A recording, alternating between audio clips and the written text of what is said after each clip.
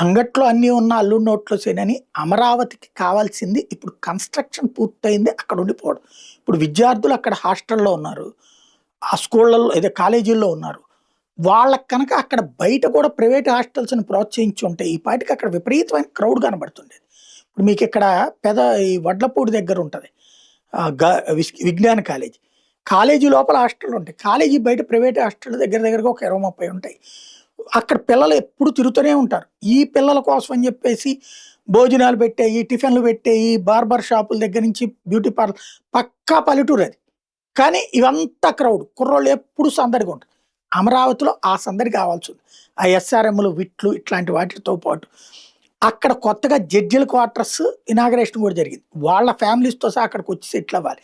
అట్లాగే ఇప్పుడు అమరావతిలో గ్రూప్ డి టవర్ల నిర్మాణ పనులు కూడా వేగంగా జరుగుతున్నాయి. 6 ఆధునిక టవర్లు S+12 డిజైన్‌తో నిర్మితమవుతున్నాయి. మొత్తం 720 నివాస ఫ్లాట్లు ప్రభుత్వ ఉద్యోగుల కోసం సిద్ధమవుతున్నాయి.